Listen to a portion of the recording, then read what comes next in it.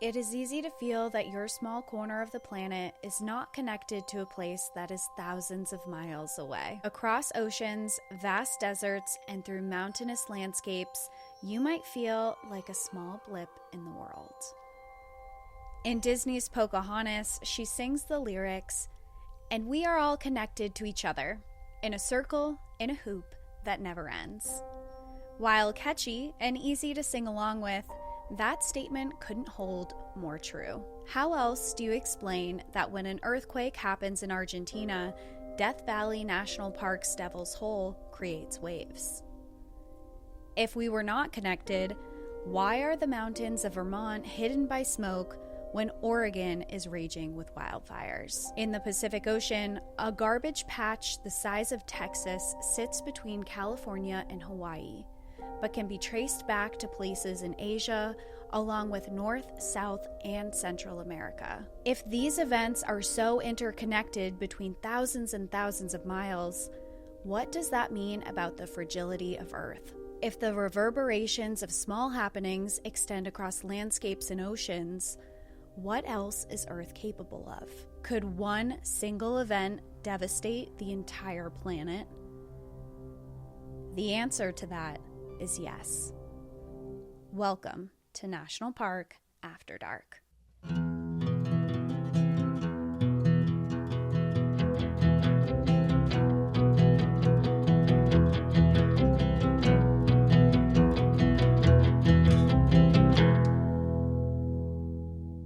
Hello, everyone, and welcome back to National Park After Dark. I'm Danielle. And I'm Cassie. I'm Ron Burgundy. I'm Ron Burgundy. Who am I? That is the question. We're trying to do introductions, and it feels weird and embarrassing. But if you're new here and have never listened to National Park After Dark, we are a podcast that tells stories that happen in national parks, and they are often dark and interesting and have a lot of histories within them. Well, you're clearly talking about a natural disaster today. Yes. I would assume. Is it by chance? There's a lot of talk about the Yellowstone, like eruption potential. Is it anything to do with that? It's not Yellowstone, but it is a volcanic eruption. Today we're going to be talking about the eruption on Mount Tambora, which was, or is, I should say, a mountain in Indonesia. Amazing. Yeah. Great. Well, with that, I will say settle in and buckle up because this is probably the scariest story I've ever told on National Park After Dark. That is a bold statement. It's not that I don't believe you, but I feel like that's a big statement to just say right away. Because we're 4 years in and you've told some pretty terrifying stories. So you're setting the bar high. It's just all I'm saying. I am setting the bar high, and I will say there's not in this story, there's not the scare factor of Night of the Grizzlies, where there's these maulings, but this episode is a lot more scary and apocalyptic scary. If you've seen the movie 2012, it's one of my favorite apocalyptic movies of weather events where the world was supposed to end. The Rock is in it, and the whole world just starts crumbling. Yellowstone explodes. We've definitely talked about it before, where they go... The movie. Yeah, this the movie we've talked about. Yeah. The Rock's not in it. I made that up. Okay, are you sure that this wasn't a conversation with your other girlfriend? Because I'm very sure, because I remember this specific conversation because we talked about it in the movie 2012. He brings, I forget the actor's name, but he brings his family to Yellowstone for vacation, and they're in the park, and all this stuff's going down, and there's the crazy guy in the trailer who's reporting the events live on a radio station, and he ends up going down with all the volcanic eruptions. I think this was your other girlfriend. No, it wasn't. It's on an episode. And if anyone remembers which episode, tell Danielle that I'm not cheating on her. Well, first of all, The Rock threw me off. I was like, I've never... That was a different apocalyptic movie. I got my wires crossed. like what is it called? The cover, the poster, the movie poster Mm-hmm. is throwing me off because it looks like there's a monk overlooking a tsunami wave that looks like it's crashing over the Himalayas. Yeah. And I have never seen a movie like that. You've seen it. I know you have because we've talked about it before, and it was you. Maybe I was lying. You described the scene. I'm just kidding. Let's go into my story. Please, everyone's already annoyed. On April 10th, 1815, the most powerful volcanic eruption in human history was recorded on an island in Indonesia. The ash cloud that formed with its explosion was as large as the entire country of the United States and hovered close to 12 miles above the Earth, reaching into the stratosphere. The results were catastrophic. The ash blocked the sun's light from fully reaching the Earth's surface, and within weeks, the ash was blown by the wind to every corner of the world. It resulted in major climate changes, where in most of the world, summer never came. Wildlife and humans alike were left without sources of food, while the landscapes changed around them. Roughly 100,000 people died in the immediate aftermath, but the death toll is estimated to be closer to 1 million around the globe. The time following the eruption has now been remembered in history as the year without a summer. That title is slightly misleading, though, because this eruption changed global climates for 3 years before normal weather patterns began being recorded again. And I don't know why, but that title, The Year Without a Summer, reminds me of my favorite Christmas movie, which you have to have seen, The Year Without a Santa Claus. Why would I have had to have seen that? Because it's a classic. I have never seen that. Shut the Never even heard of it. No way. No way. I it's swear so to God. No. I can't accept that. I feel like it's so telling for this episode too, because they have Heat Miser and Snow Miser. You have to have seen this. No. Like the first Christmas movie to ever Christmas movie. And it has Snow Miser. That's another bold statement that I don't think you can make. And it's a musical, like Snow Miser and Heat Miser come on, and Snow Miser's that's why. like... That's why right there. But it's like a childhood staple.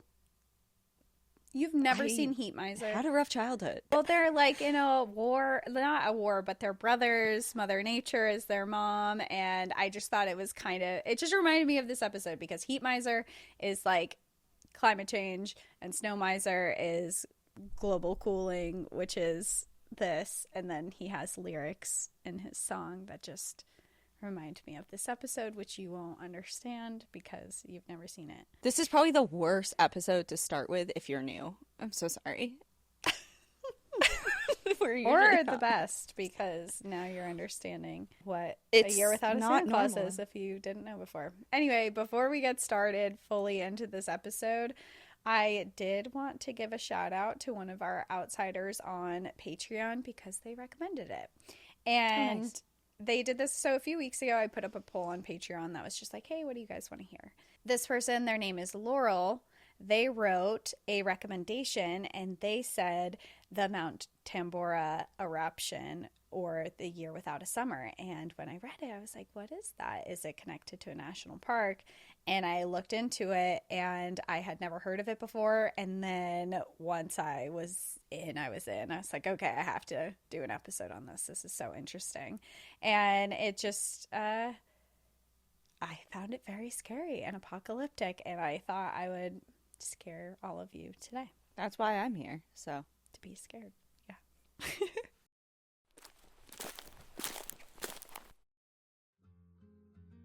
Being thoughtful and intentional stewards of our planet is at the core of National Park After Dark, and that means being aware of just how harmful we as humans are to the environment, and in turn, how those choices affect us. For example, did you know that an estimated 5 billion plastic hand soap and cleaning bottles are thrown away every year, and that we're eating and drinking roughly a credit card's worth of plastic a week? It's hard to hear these things, but it's important because then we can make better choices, like what companies we choose to support. And that's where Blue Land comes in. Blue Land is on a mission to eliminate single-use plastic by reinventing cleaning essentials to be better for you and the planet, with the same powerful clean you're used to. The idea is simple. They offer refillable cleaning products, Fill your reusable bottles with water, drop in the tablets, and wait for them to dissolve. You'll never have to grab bulky cleaning supplies on your grocery run again. Refills start at just $2.25, and you can even set up a subscription or buy in bulk for additional savings. Blue Land products are independently tested to perform alongside major brands and are free from dyes,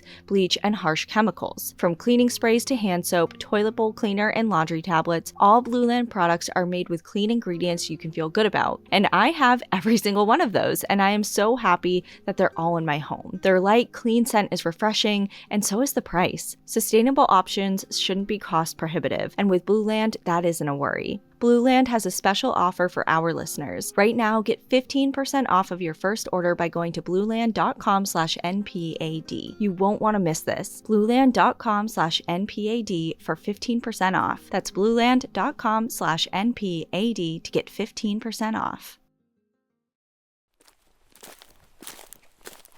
All right, so going into it, if you were to travel to the island of Sumbawa in Indonesia, you could see evidence of this disastrous eruption still today. However, it looks a lot different than it did over 200 years ago.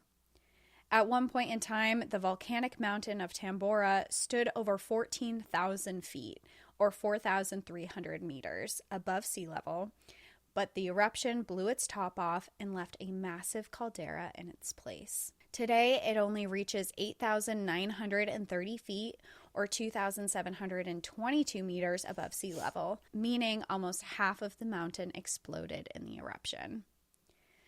The caldera left behind reaches depths of over 3,600 feet, or 1,100 meters, which, when I read that, I was just picturing it in something that I could understand, and that is, it is deeper than some of our tallest not tallest, but close to taller mountains in the White Mountains National Forest. I was thinking the same exact thing, like those inverted. Yeah. Yeah. While the island is renowned for its wildlife, like helmet hornbills, which I had to include because we saw those on our trip to Borneo, and this island is just south of Borneo. We were actually pretty close to the area where this happened. They have water buffalo, sea turtles, whale sharks, and even Komodo dragons, but Mount Tambora National Park wasn't originally created to protect them. It was primarily designated as a national park in 2015 because of the significant historical value of being the location of the largest volcanic eruption in recorded human history. Today, over 200 years later, scientists are still heavily studying the area and the volcanic activity that is still there. So it is not a dormant volcano, it is still an active volcano. And Mount Tambora didn't erupt out of nowhere. There were signs that some significant activity was happening because it was at one point a dormant volcano. On April 5th, 1815, 5 days prior to the explosion, witnesses during the night saw flames of fire bursting from the summit. There were booms that could be heard around the island for close to 3 hours before the flames subsided and all went quiet again. Mount Tambora had once been dormant, but over the past several years, locals had felt the rumbles of the volcano, but this was the very first recorded event of its spitting flames. This event sparked concerns, and a man by the name of Israel, who worked as an official for the government, was sent to climb to the tops of Tambora to check out what was happening. Unfortunately, he was the eruption's first victim, as he stood near the summit on April 10th at 10 p.m. as it blew its top off. Plumes of ash and rock debris shot up and fell from the sky as cascading rivers of fire ravaged the tropical forests and made their way into local villages. People had no warning. Many families were in their houses making dinner or sleeping when the lava enveloped their homes and killed them instantly. Within hours, thousands of people were killed. In 2004, an archaeological team from the University of Rhode Island uncovered the first remains of a village that had been buried in the eruption. They found a woman whose bones had been turned to charcoal, holding a knife that she had most likely been using to prepare a meal at the time. Evidence of a sarong draped around her shoulder still existed, even though she was found almost 10 feet under long-settled volcanic ash. While the skyward eruptions lasted about 3 hours, it caused strong winds. Violent gusts took off the roofs of homes and uprooted large trees. Horses, cattle, and even people became entangled in fiery hurricanes and were carried hundreds of feet into the air before they were eventually dropped. If people had managed to escape the lava flow and the winds, they still had another deadly problem.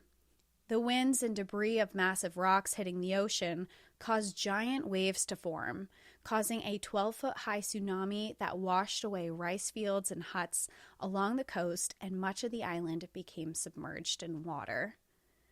Magma gushed down the mountainsides, carrying rock and debris into the ocean for a full 24 hours before it relented. And I will also mention that there were no evacuations. This just happened out of nowhere. I mean, there were things happening, like I said, where it was spitting out some fire one night, but they didn't have the technology or the knowledge, I think, in this time to know. So by the time they started ordering evacuations, this had already began and people had already died. When you were describing the archaeological finds from the University of Rhode Island, it just brought me back to one of the first memories I have at a museum exhibit. And that was, I believe, it was definitely a traveling exhibit in Boston, I believe. Mm-hmm. And it was the traveling exhibit of Pompeii after the Mount Vesuvius eruption. And is it, I guess what the term, is it a cast of the people in different positions, and there was one of a dog that was you could clearly see a collar on it and a chain, and that image was just burned in my brain. Yeah. Just final moments frozen in time, and just so plainly, like, right in front of you inside this glass case. It was a really pivotal time of my life of, like, really understanding what I'm looking at in museums. The magnitude of what really happened. Yeah. So that's, as soon as you were describing that, I just, like, got transported to, I don't know, maybe second or third grade, maybe. I don't know. That's something intense to see in second grade. Yeah. I mean, that's pretty intense. I told you, my childhood was fucked up.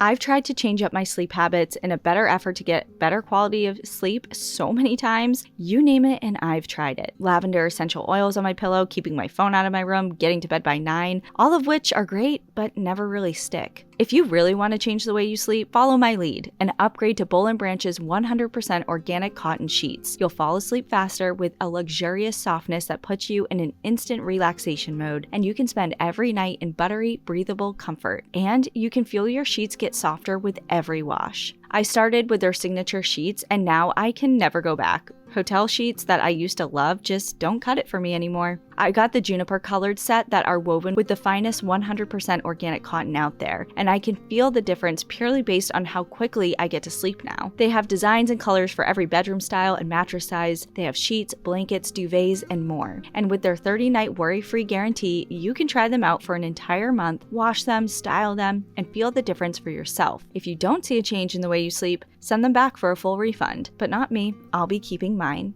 Now's your chance to change the way you sleep with Boll & Branch. Get 15% off plus free shipping on your first set of sheets at bollandbranch.com/NPAD. That's Boll & Branch, BOLLANDBRANCH.com/NPAD to save 15% off. Exclusions apply. See site for details.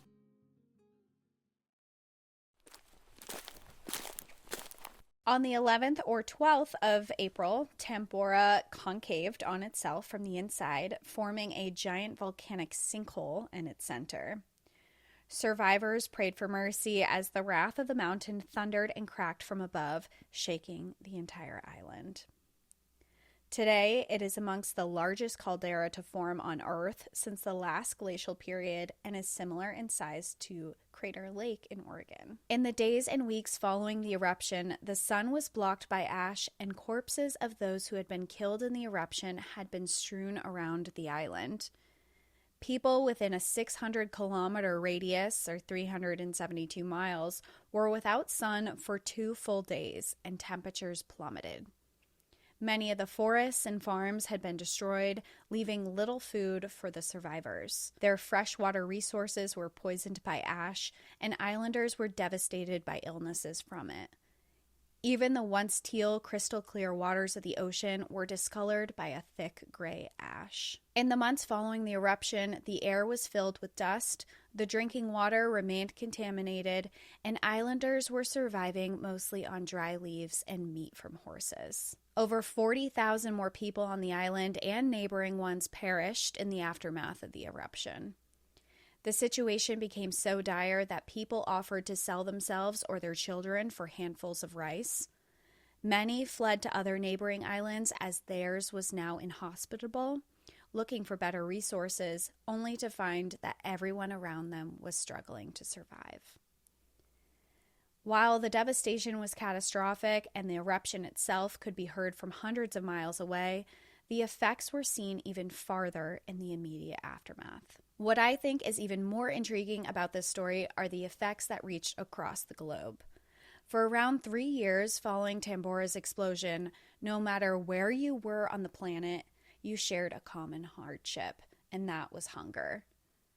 From Asia to the Swiss Alps to Ireland and all the way to the United States, in particular, New England, were experiencing this. Tambora's eruption released massive amounts of ash and sulfur dioxide into the atmosphere, which were then carried around the planet through wind currents, blocking sunlight around the world. It caused a global cooling event, which led to crop failures, extreme weather conditions, along with widespread famine and disease. What I find even more interesting about this is that there is a real possibility that it could happen again someday, and someday in our lifetime. Volcanoes that are near the equator can cause global weather changes if they have eruptions powerful enough to release gases into the atmosphere, like that of Tambora's.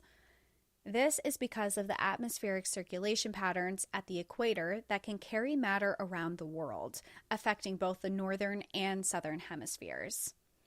In articles as recent as December of 2024, a climate professor from the University of Geneva warned that eruptions like that of Tambora is not a matter of if, but when.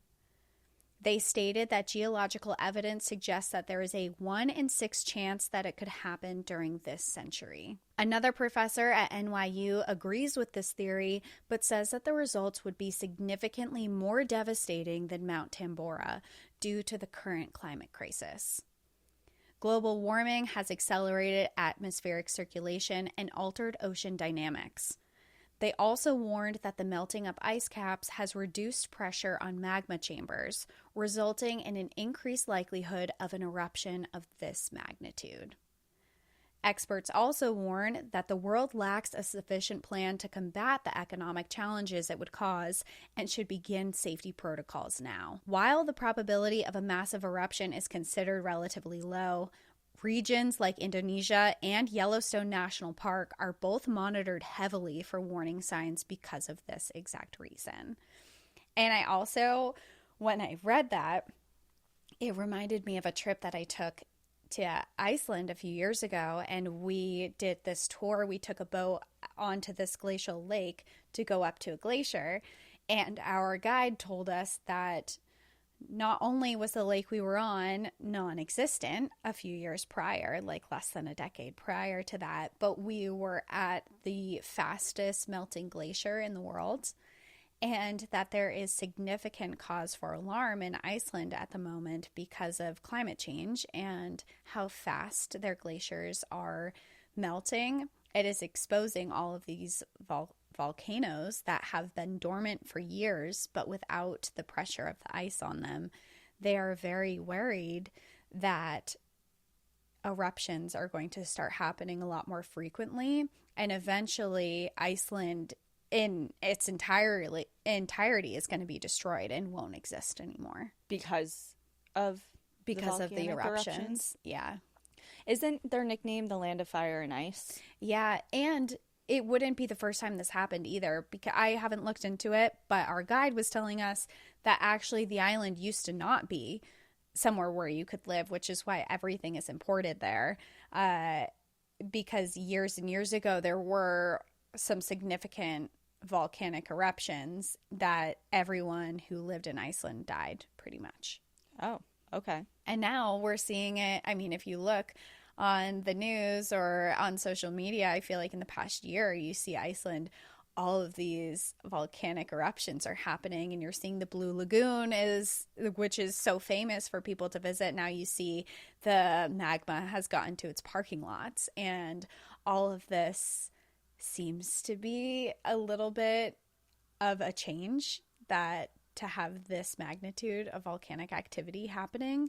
Of course, it is the Land of Fire and Ice, and it's expected for some of this, but it seems like maybe it's getting a little more intense.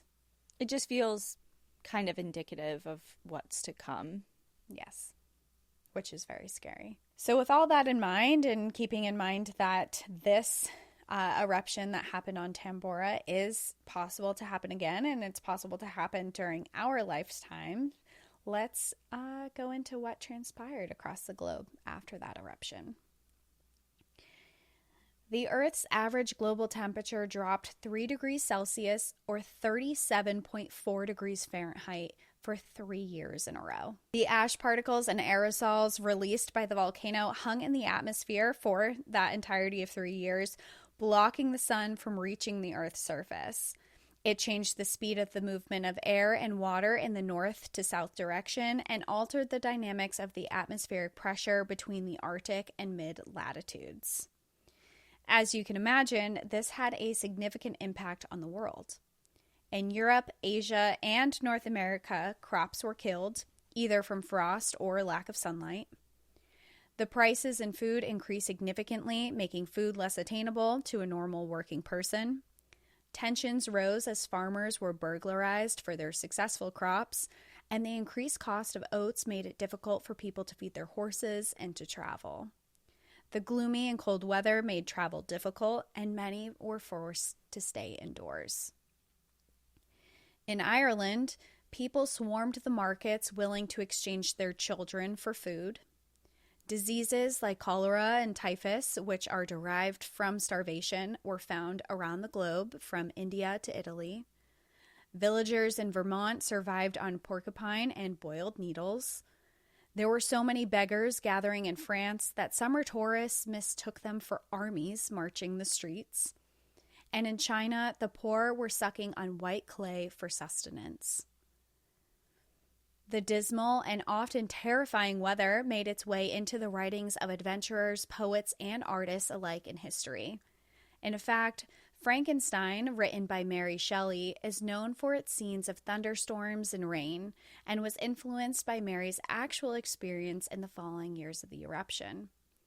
Historic letters to family from a summer vacation in Switzerland she had in 1816 detailed the rain, cold weather, and thunderstorms that she encountered. 2 years later, in 1818, when her book Frankenstein was published, it reflected her experiences that she had there. In it, she wrote, quote, "Nature decayed around me. The sun became heatless. Rain and snow poured around me. Mighty rivers were frozen. The surface of the earth was hard and chill and bare, and I found no shelter." The summer Mary had spent in Switzerland remains the coldest and wettest season on record. Farmers who usually used the mountains to graze their cattle had to leave them in the lower parts due to snow. Avalanches that usually subsided in the spring were recorded well into August. And just going into the Frankenstein thing for a second, I just always picture the Frankenstein movie, and I know it's in black and white, but the entire movie, it's raining, it's thunderstorms, it's like this dreary horror moment, and I had no idea that that was based on real life, on her like real experiences that she had. Yeah, I didn't either. And it's so funny. It's timely that you brought her up because I was just looking into her for other reasons. And not extensively, but just doing some brief surface level investigation into her. And there were a couple of different sources that said that, well, they were contradictory, but I just thought it was funny that I was just reading about her and how a couple of different sources said that she learned to write on her mother's grave by tracing the letters on her mom's grave, which sounds like that could be totally true.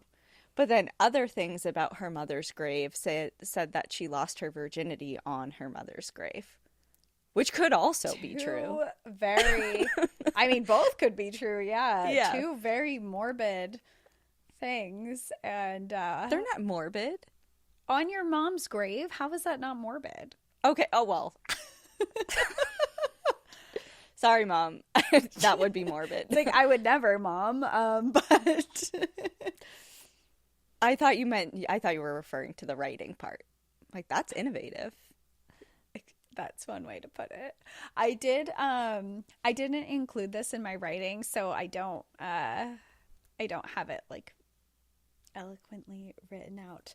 But when I was researching this for her inspiration behind Frankenstein, also happened when she was in Switzerland, and she was actually with another writer who wrote, I believe it was The Vampires, which then inspired Dracula, and Dracula is like slightly linked to this weather event as well, with the dismal, dreary weather. But she was with this writer, and they were like bouncing back ideas off of each other. For horror ideas, and she had a horrible dream that night and it was thundering and horrible around her, which maybe she was actually hearing in real life and transpired into her dream. But she had a dream that someone was putting together a person with a bunch of different body parts and sewing them together. And when she woke up, she was so terrified, she thought, this is it. I have to write a book about this. This is the horror I was looking for. I like her. She's interesting. I always knew I liked her when I found out she carried her husband's heart around with her for the rest of her life after he died. Oh, I didn't know that about her. Yeah. She's a morbid woman, okay? All of these things are morbid. Maybe it's just actually, okay, it might be a little too much information. But I learned about it too late, so for everyone who's like clutching their pearls, no, I did not do this. However, if I knew about it, I may have. But I already know what you're gonna say. Does it have to do with tattoos?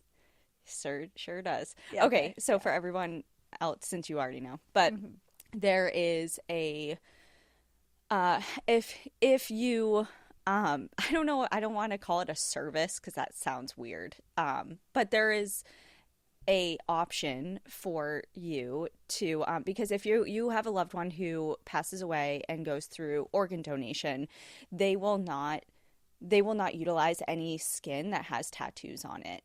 And when Ian passed away, he's an organ donor, and he had a lot of his different organs donated, which is lovely and great, but that also includes his skin, and a lot of his skin was tattooed and wouldn't have been utilized. And I found out later that you could request pieces of art of tattoos, and they would preserve it. Not the hospital; it's a different thing. Yeah, I can't imagine a hospital. No, they're like, that's doing not our. this. But there's a way in which you could have artwork in the form of tattoos preserved into like a piece of art, like a framed piece of art.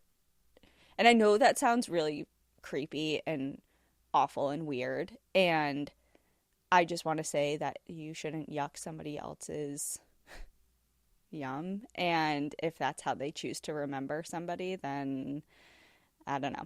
It's a thing. That's all I'm saying. It's a weird thing. I'm just saying Mary Shelley probably would have done it. It sounds like she would have.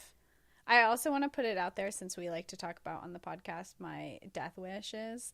I have a tattoo on my foot that I don't really like. And if you frame it and put it on your wall, I swear to God, I will haunt the shit out of you. That does not need to be preserved. This is how I want everyone to remember Cassandra Yanian. The tattoo she got when she was 18. We're all just going to have to hope that I don't die before I figure it out. Otherwise, you guys are going to be in quite a predicament.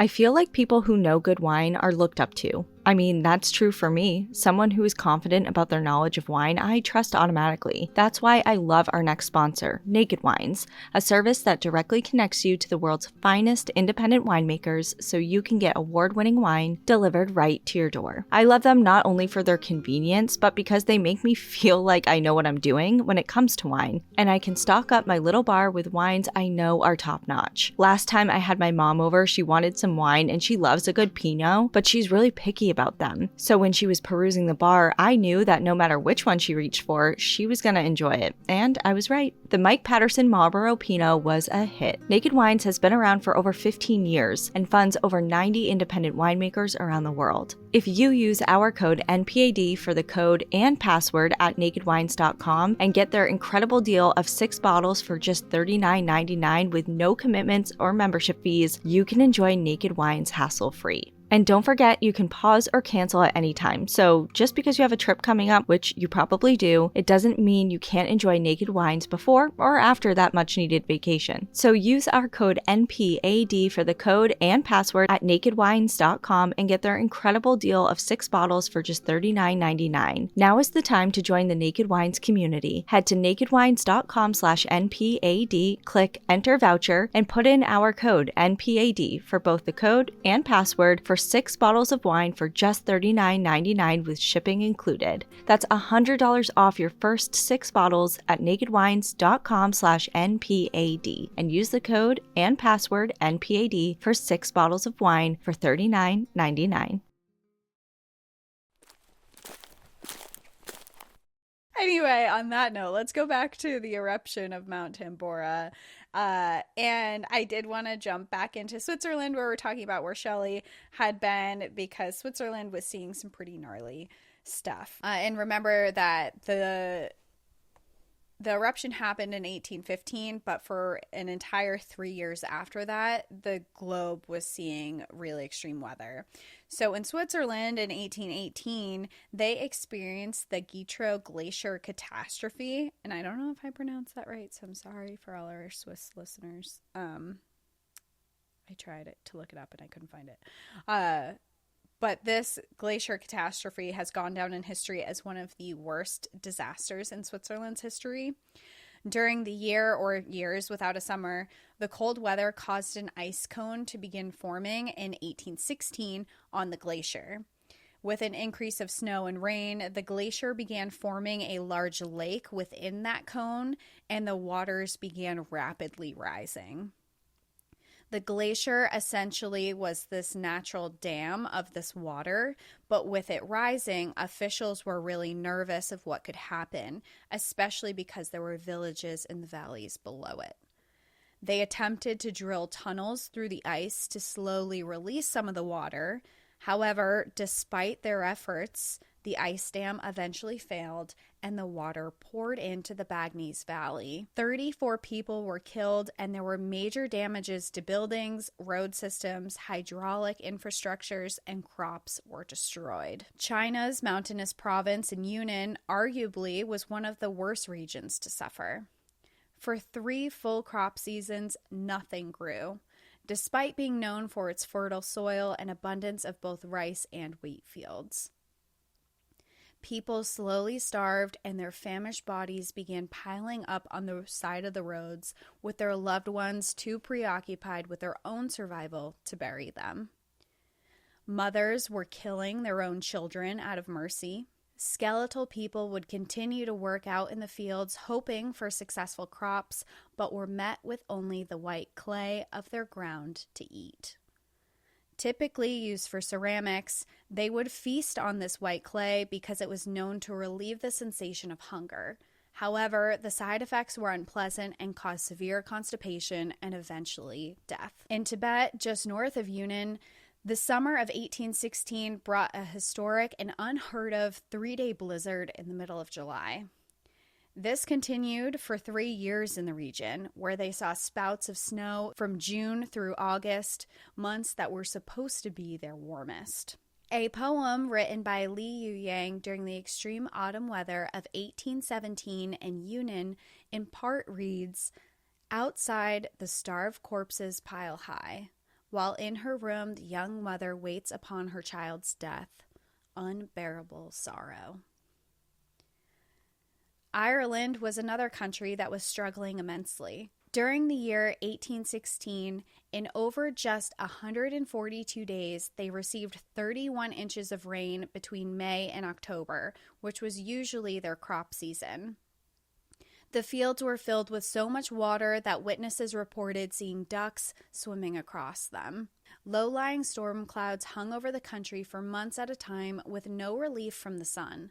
The flooding contaminated the crops and made their food dangerous to eat. Cholera riddled the country, and people were dying in the masses. While the summers saw much more rain, the winters were colder than the people had ever experienced. At the same point in time, the country was experiencing severe poverty.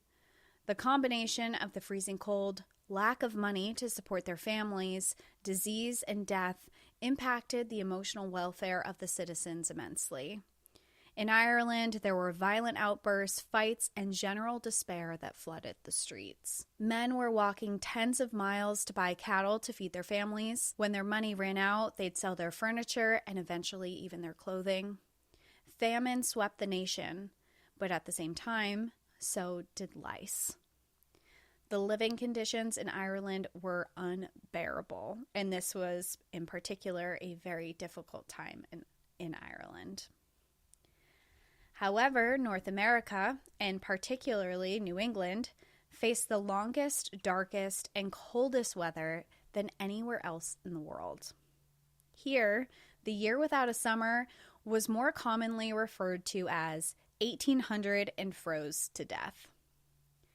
The summer of 1816 has to this day gone down in history as the most destructive and extreme weather event of the 19th century. The signs of this devastating summer began in early May. Washington, D.C. reported a sudden appearance of choking dust clouds over the city. The entire atmosphere filled with a thick haze, but this was only the beginning. Arctic air systems were funneled southward and encountered the warmer atmospheres of the south, in combination with the air pressure systems of the Great Lakes, which in turn brought incredibly unstable weather conditions from New England to Canada. The first week of June was met with 2 unseasonably cold days, followed by temperatures exceeding 80 degrees, then widespread frost for 2 more days. Upstate New York all the way to Pennsylvania experienced freezing rains, and with it, thousands of acres of oats and rye farms were destroyed. On June 5th, Winston-Salem, North Carolina experienced hailstorms. On that same day, Boston was over 90 degrees Fahrenheit. But the next day, Boston was covered in snow. Farmers who had planted their crops for the season were devastated as they were all destroyed. From the fluctuating weather between June 5th to the 11th, the Northeast gained more than a foot of snow, which is just such a low blow to morale, too. The Northeast already has a long winter, and the first week of June is usually like the first week of summer. And to get a foot of snow in that first week, I just imagine people were really feeling it.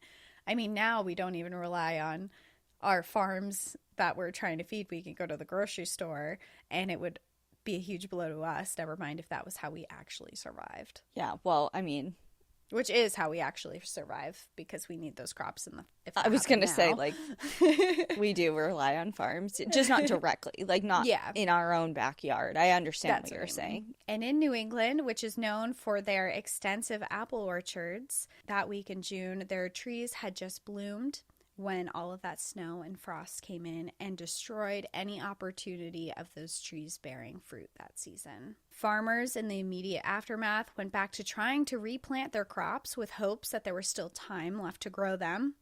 But late August, just before harvesting season, an Arctic blast came through again, destroying their remaining crops. While the summer of 1816 wasn't the coldest on record, it was the only time frost was recorded in all of the summer months. In addition to the frost and unseasonable weather throughout the summer, they also experienced extreme dry conditions. The drought led to wildfires that ravaged the Atlantic coast, destroying the corn and wheat fields and anything in between, which is really hard to imagine because we know right now it's the West Coast that experiences the fires in the western part of the United States. So to picture the East Coast ravaged by wildfires is really, really scary. During this time, lakes remained frozen well into July as far south as Pennsylvania, and many theorized that this was the new normal. They thought that this weather may never change.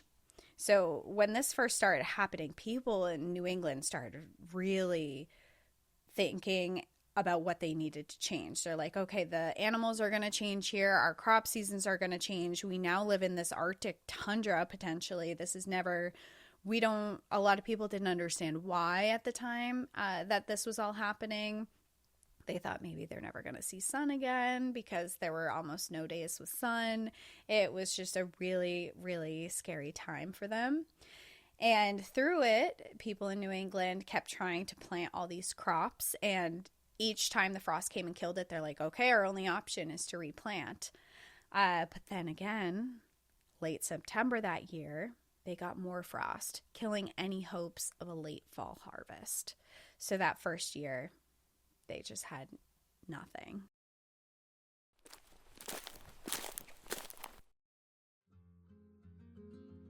A lot of you listening know that my dog Chaska is not a fan of cats, and because of that, I am a current kitty-free household. So you may wonder why I'm about to talk to you about cat food, but I have plenty of friends and family who have cats that I want the best for. My sister, for example, has a cat named Linus, and I want to gift him with a food upgrade, so I hooked him up with Smalls. This podcast is sponsored by Smalls. Smalls is cat food with protein-packed recipes made with preservative-free ingredients you'd find in your own fridge, and it's delivered right to your door. That's why Cats.com named Smalls their best overall cat food. To get 50% off of your first order plus free shipping, head to smalls.com and use our promo code NPAD. My sister loves feeding Linus Smalls and feels really good about giving his food an upgrade, and so do other customers, like Jennifer M., who said, after every feeding, he gets this burst of energy and starts running around the house, and his fur is softer and more vibrant with higher contrast. Honestly, I wouldn't recommend anything else. My sister said Linus, who used to just kind of pick at his food throughout the day, is now thrilled about feeding time, which makes me happy to hear. Another thing I love about this company, Smalls works with the Humane Society, and they've donated over $1 million worth of food to date. The team at Smalls is so confident your cat will love their product that you can try it risk-free. That means they'll refund you if your cat won't eat their food. So, what are you waiting for? Give your cat the food they deserve. Head to smalls.com and use promo code NPAD at checkout for 50% off of your first order plus free shipping. That's the best offer you'll find, but you have to use our code NPAD for 50% off of your first order. One last time, that's promo code NPAD for 50% off of your first order plus free shipping. It wasn't just the crops that were suffering. Livestock were dying from disease, cold, and lack of food sources for them. Wildlife was dying, and even the fish in the rivers, lakes, and oceans were changing. Spawning behaviors changed or didn't happen at all. Many fish died, and places like the coast of Maine, who relied heavily on fishing for food, were down a huge resource.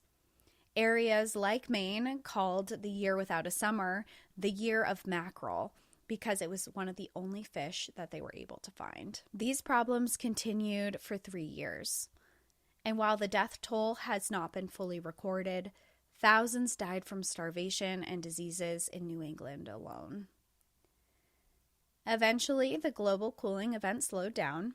The ash and debris finally was expelled from the atmosphere, and the Earth returned back to the state it was in before the eruption of Tambora. However, many believe that the year without a summer was foreshadowing for what is yet to come.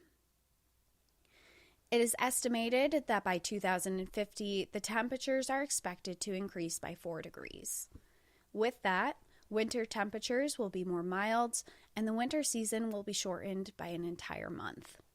Summer will last longer, droughts will make landscapes uninhabitable, and wildfires and extreme weather will become much more common. However, unlike the temporary climate changes that happened with the eruption of Mount Tambora, this will be permanent, because this time it is created by human activity, not by nature. People all around the world are already being affected by climate change and are leaving their homes in search of more hospitable areas. The United States alone are seeing record-breaking temperatures, frequent and intense storms, and the country is burning like never before. The LA fires most recently are a good example of what the future of our planet will look like if we don't change. If we continue to cut down forests in the masses, burn fossil fuels, and pollute the planet with industrial plants and oil drilling. Scientists are asking the question, is the year without a summer a glimpse of what is to come? The answer is a simple one. That all depends on us. And that is my story of Mount Tambora. It was kind of a warning, I see. Yes. And a scary one, I think. I just think of everything that they went through in the 1860s, in 1816 and forward. And to imagine that being our reality, I think is so scary. Well, what's even more frightening is that it's could be our reality, and it's kind of like we are our own undoing. Mm-hmm. You know, this is, like you said, it was a natural event that is out of our control and something that we just need to play defense on. Like we have no way of controlling that, at least at this point. But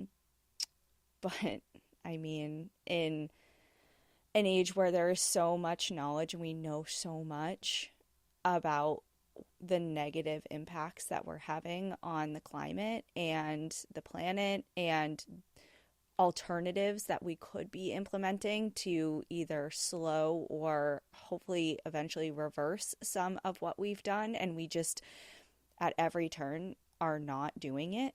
And I'm not saying like we as in like you and me, and I think we talked about this a little bit on, I think it was our book club. I went off a little bit on our book club on this subject. But I think my point is at a level where the decision making and the law making and like, you know, that level of not just us using paper straws versus plastic ones. Like, yes, we should be using biodegradable, reusable utensils and things like that when able, but there's bigger fish to fry. And what I'm trying to say is that it just keeps getting pushed off as a future. Yeah, we'll do that in the future. When it gets bad, well, guess what? It is bad, and it's going to get worse. And we are at such a critical point in history where, I mean, in 1816, like you said, they didn't know. They didn't know a lot.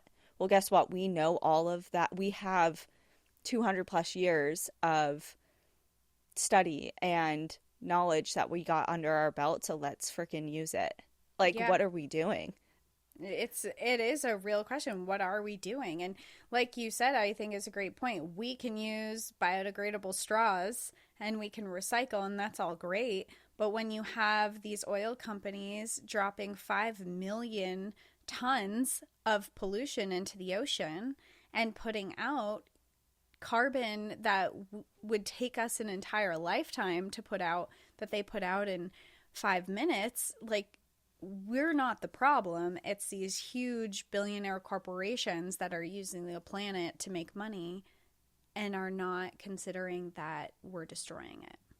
Yeah. And And I know there's been some, and I didn't look this up extensively or anything, but I know that some people have sued large corporations for just destroying resources.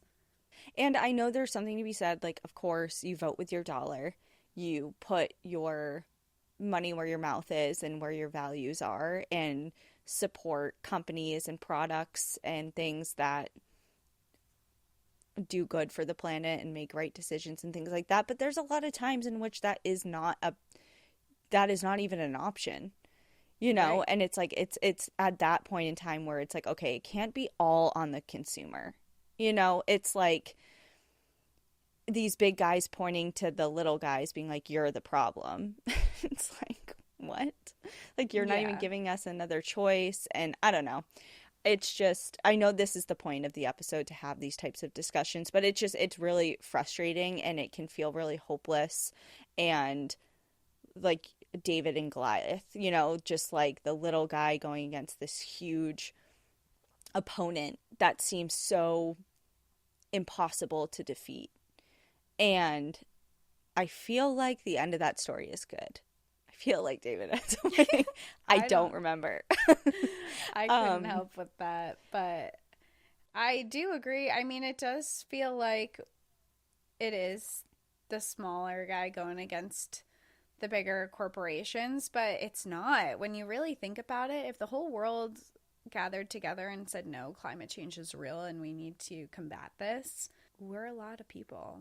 We're a lot of people that could make a big change. And when you see things like the eruption of Mount Tambora, and you hear about the 1 million people who died because of climate change, and this was in the opposite direction, this was global cooling, but now we're looking at global warming, where it's very similar in that there's extreme weather conditions, there is going to be loss of resources, there's going to be loss of food, and it's really scary to think about. And if farms can't function, if everything's on fire and farms can't exist, you can't go to the grocery store and pick it up. Like, this will affect, if this hasn't affected you already, it's going to affect you at some point in time, whether that's this year or that's 5 years from now, or it's your children who are the ones to suffer the biggest consequences. This is our only planet that we have to live on, and we have to take care of it, and we have to take it seriously, because events like that of 1816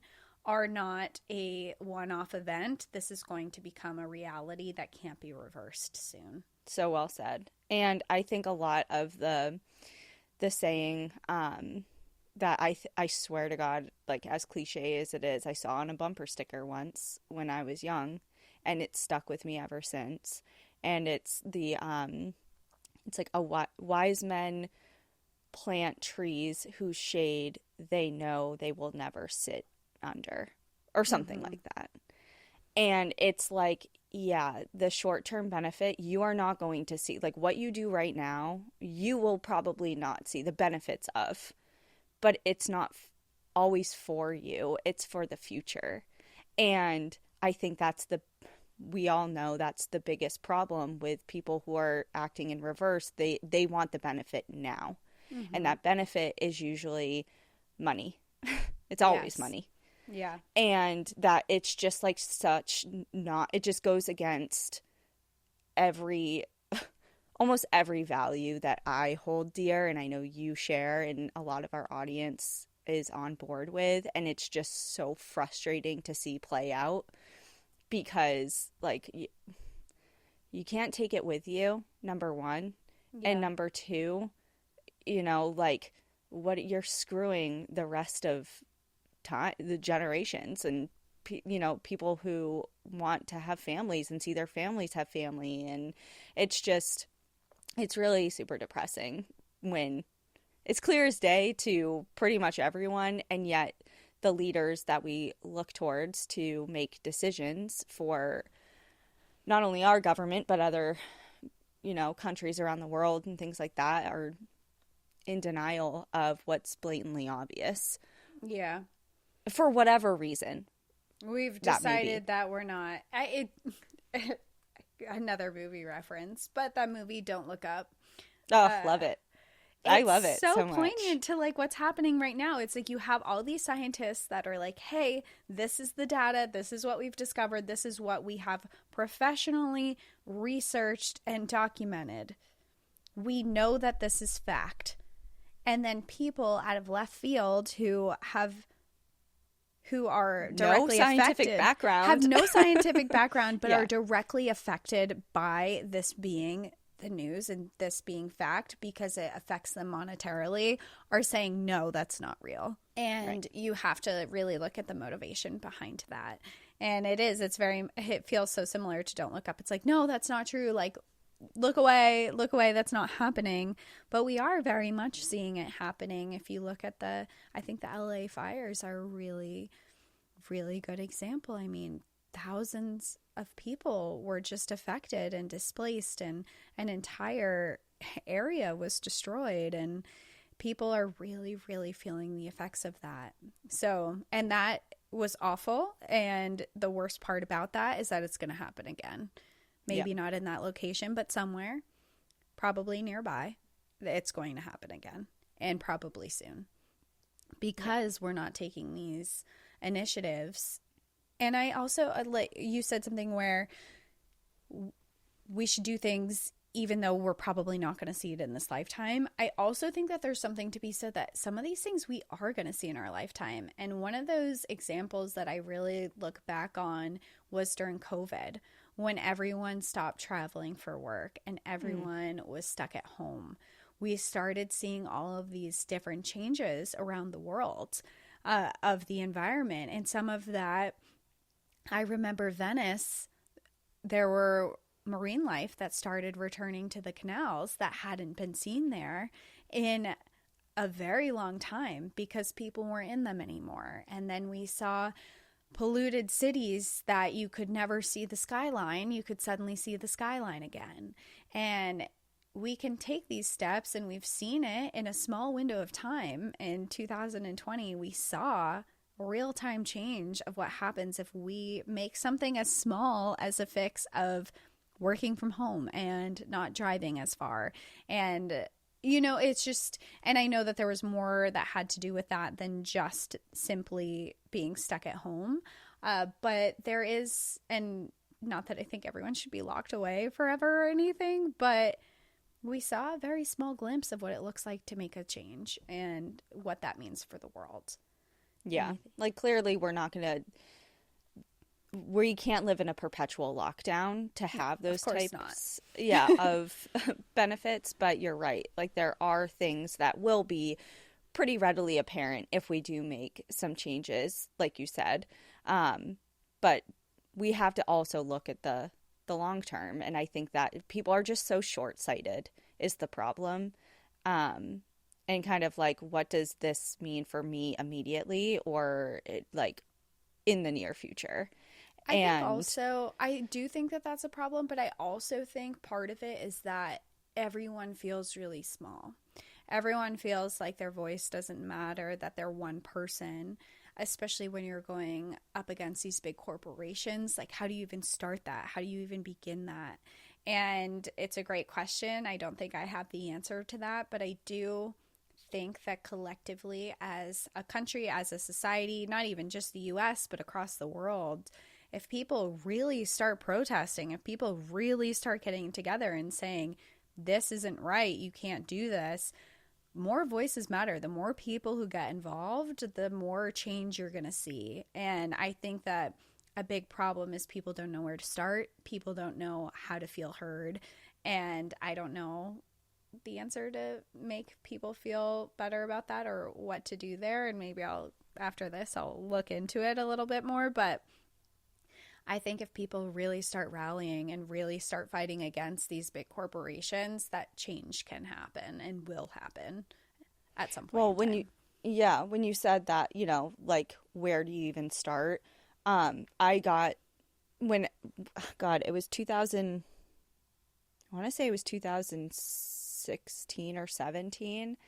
I went down to Washington, D.C. with an old high school friend, and because he was living down there at the time, and he was like, hey, there's this huge climate march that's taking place, like, for Earth Day. Would you like to come?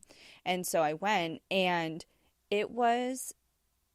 did anything were we protesting anything in particular? No. It was more of just like, let's bring awareness to the changing climate, and, you know, in general, it wasn't over a specific issue. It was more of like an Earth Day celebration, and kind of just like, hey, let's cut the crap with what we're doing to the planet. And it was so lovely, because you're right. You can feel when you're sitting at your house and kind of spiraling when you see news stories or things like that. You feel very isolated and alone, and kind of like, God, what, I'm just one person, and what am I to do? But when I went to that march, I felt so empowered and like invigorated, and like, this is what I stand for, and my values are legit, and I feel so good about them, because look at all these hundreds of thousands of other people with me. And I think going to events, whether it be a huge march to the White House or just a different, like a small local community event, hell, even going to your local farmers market where like-minded people are at, and going to like your community board and seeing what different events are going on in your local area, just like being with like-minded people can make all the difference. Right. And I think that's like the support that you get by being around people with similar values, and who may have other resources and events that you can go to and things you can get involved in that you may not have known otherwise. Like, I think that's a really positive step to do, that you can do whenever, you know? Yeah. Yeah, But I think that those are really good points. All right. NPAD Well, hold on. Climate March. I know. Everyone oh, yeah. sign Sorry, up. I thought you were. I know people are going to be like, great, okay, so where are we going? When are we meeting? All right, we're meeting in DC, and we're going to march to the White House with our climate signs. NPAD listeners for climate change. I think I have a picture, actually, because I made a sign. Or against climate change. I should say, not for climate change. Oh, is that what you just said? I made a sign, and I have a picture of it somewhere.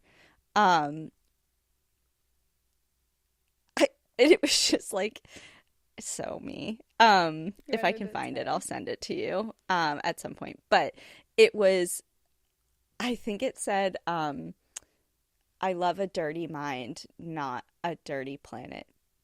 Please pick up your trash, or something like that. I'm pretty sure that's the language I used. I love it. Last thing before we get out of here, because I did want to just like close the loop on something not even related to climate change or a volcanic eruption, but what I was talking about with the tattoo preservation. So I looked it up, and the service that I was thinking of originally popped right up, and it's called Save My Ink Forever. And just as like a quick overview, they have a process that they basically offer for individuals that either plan their own tattoo preservation, or for family members to utilize to engage their services upon their passing. And the process is designed to be accessible and respectful, ensuring the beauty of each tattoo is preserved and celebrated. It's not just a service, it's a partnership in crafting a lasting legacy. And it's not for everybody, but I just wanted to make mention, because I actually saw it mentioned in one of the widow groups that I'm a part of. Mm-hmm. And there were so many people there was a couple people who were like, not for me. But overwhelmingly, there were so many people who were like, I really wish I knew this. Yeah. You know, I wish I knew this existed, you know? So if somebody's out there, it's better to have interested, the information than, yeah, and to know it's not for you, or to know it is for you, whatever. It's better to be in the know. Well, thank you so much for discussing that topic today. I think it's very timely, and I think that you're right. It is pretty terrifying. Was I the most scared I've ever been? On an episode. On an episode? Yeah. No. No. Sorry. was. I have to be honest. I appreciate your honesty. I think it was one of the scariest because I think when thinking about this event, the fact that an eruption like that could happen again in our lifetime, I think that that is terrifying, to be without sun for years, to be without food, and to have to... Okay, when you put it like that, I'm not saying it's not scary. I'm just saying you walking us through the events of Night of the Grizzlies or A Bolt from the Blue. Like, I've been more scared in the moment. This episode that it is not scary like Night of the Grizzlies scary. I know. But anyway, okay, well, thank you for sharing regardless. And thank you everyone else for listening. We will see you next week. In the meantime, enjoy the view. But watch your back. Bye. Bye, everyone. Thank you for joining us again this week. If you love National Park After Dark and want to hear exclusive bonus stories, join us on Patreon or Apple subscriptions. Patreon subscribers have access to our National Park After Dark book club, live streams, Discord, and much more. If you prefer to watch our episodes, video episodes are now available on YouTube. If you're enjoying the show, please take a moment to rate, review, and subscribe on your favorite listening platform. And to follow along with all our adventures, you can find us on Instagram, Facebook, TikTok, and X at National Park After Dark.